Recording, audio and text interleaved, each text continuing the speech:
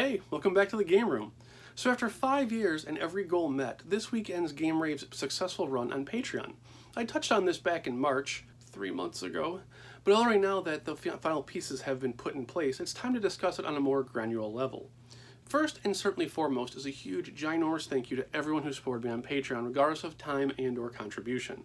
Your generosity, participation, and enthusiasm were amazing to be part of, and hope it continues here on YouTube and to all other creators you support out there. So as not to completely retread what was said in March, I originally started the Patreon account to help in improving the YouTube side of Game-Rave.com. In the early days, I filmed using an extremely old camera, rendering it on an extremely outdated program, using the room light and not much else. I was in the middle of purchasing a condo, and every last dime I had was going into the down payments, inspection costs, and more. Once I was finally moved in and every conceivable new home purchase issue was taken care of, at the time, the quest to get Game-Rave TV up and running was officially on. I had 3 general rules. Number 1, Patreon funds could only be used for Game-Rave TV and Game-Rave.com. No personal purchases. 2, goals had to be realistic. I wasn't going to be living off on someone else's dime, and no expensive purchases were allowed. If funds were to be used for variant purchases, they had to be Game-Rave.com related. If it wasn't on site, yeah, I wasn't buying it. 3, make sure I give back and make things fun and interesting for the patrons. Simple rules for a simple plan that had a visible finish line. When I announced the Patreon and made it live, I'll be honest and say I was expecting about $2 or $3 a month, tops. What instead happened was an amazing ride of support I not only could never have expected, but couldn't believe how high it would peak. Over the 5-year period, the average monthly payout was about $50. $50 a month is a lot of money to someone expecting only single digits. At its highest point, it was about $73, which brings me to the first important part of this video, Patreon transparency. If you're a regular on the YouTube highway, there's a whole lot of sides to take when it comes to supporting creators. Not just game reviewers, but musicians, comic book artists, and more. There's also more than just Patreon, such as Ko-fi, YouTube's own chat tips, PayPal, and more. Obviously, not everyone agrees with this type of support, and their arguments are sound and mostly valid.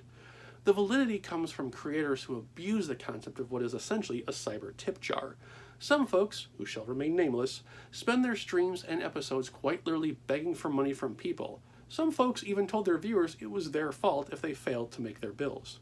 While I would love to have enough views to live off of ad revenue, I would fear ever thinking I could live off of contributions.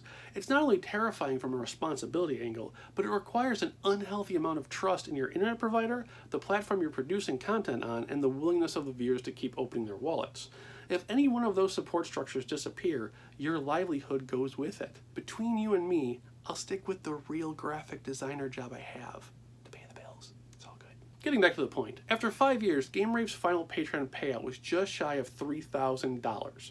Put another way, just under $600 a year, or about $50 a month. The early days of the account were spent doing exactly what I said it was going to be for. A $60 light set was purchased so that I could properly be lit. About another $20 of green screen paint was funded so I could try out special effects and more in a more television-like presentation. Other various video production items were bought, including SCART cables and HDMI upscalers for better capture quality, along with a SCART switcher box that could save me time as I jumped between systems for B-roll and screenshot capturing. As the materials for better production values filled in, it was time to start creating rewards and cool things to do for both the patrons and regular viewers.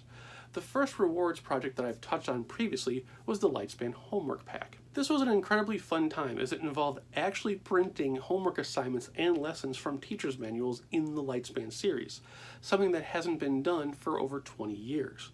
These homework sheets were directly tied to the actual Lightspan discs included in the set. I also provided crayons, coloring book sheets, writing utensils, and even official RF switches for the patrons. The entire thing also included the actual forms you had to sign to send back to the teachers. A second batch of fun was alongside the kits with a raffle of Square Enix's greatest hit releases of PlayStation 1 games. 4 of them were wrapped in silver as second place prizes, while a PlayStation Network currency card was wrapped in gold paper as the first place prize. These were randomly distributed among the packages before they were sent out. Even more, Patreon's fund were helped to acquire the needed modem parts and custom-made pieces to bring the PlayStation back online. Yes, the original PlayStation, online. Look up the 100th episode anniversary for more on that subject matter. The final gift was the most exciting, as it was finally bringing Ken DeYoung's music to the masses in physical format.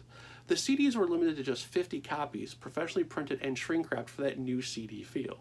Every Patreon member, regardless of current or past, was sent one to celebrate the music, the closing of the account, and their help in getting me to this point. Only one patron hasn't replied back to me with their address, so if they see this, they still have a copy waiting for them. You know who you are. Current and final Patreon members were also given a brand new memory card with custom-made decals.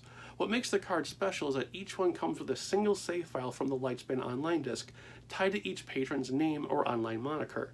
It's a unique save data created from a unique disc for an amazing set of folks. They were also given an activity pack created for my online children's book series because we all need more imagination in our lives. Funny enough, the most expensive items in the purchase history were the shipping fees for the physical gifts, and then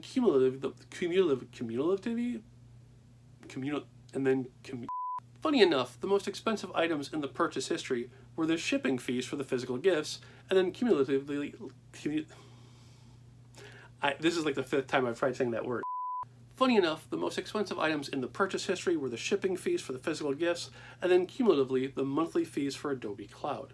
Adobe Cloud contains the programs I use to create everything you see on site and here on YouTube. Photoshop, Premiere, Illustrator, Bridge, and a couple other programs help me with daily additions and projects. This was actually the only reason I still needed Patreon for this long. Now that I have a raise at my job and other financials in order, I can take care of all of this by myself. There's no more need for Patreon. To finish up the transparency review, I wanted to also do something I'm not sure others would. Be self-critical. There were a lot of things done right, but there were also a lot of things I could have done better. The hardest part for me was deciding what to share privately. I hate spoilers. In trying to provide insight into an upcoming episode without giving away the show was always difficult for me. I'm still trying to figure out how to get more viewers and readers more involved, but it was always hit or miss.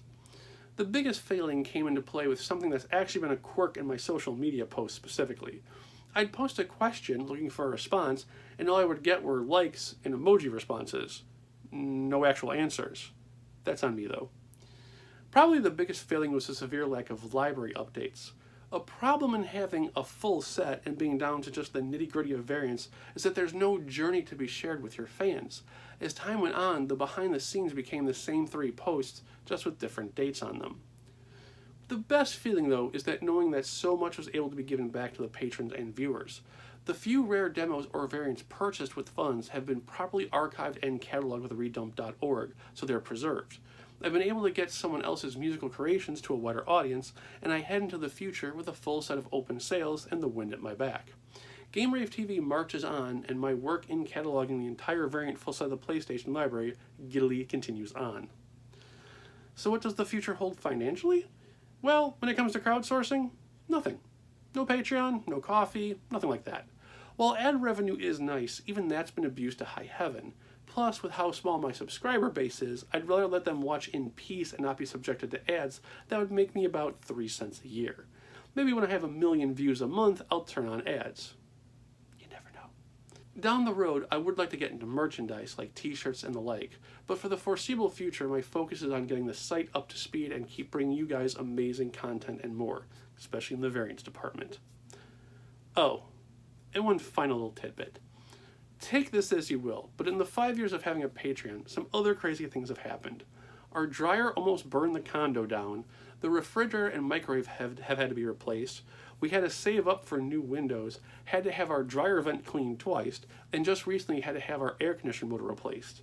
You know how many Patreon dollars were spent on home repairs? 0. Because that's not what Patreon is for, and it never should be. In fact, most of the money came from selling off parts of my non-Game-Rave focused collection, and the rest was putting paycheck money away. Imagine that, a YouTuber selling part of their collection for home repairs. It's a crazy thought, I know.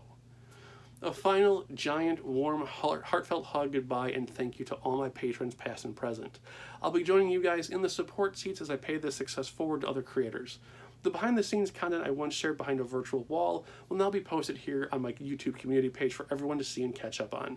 We'll probably start that in a week or so. And that's it, guys. Have a great week. I will see you next episode. Take care. And thanks for everything. I'll see you next week.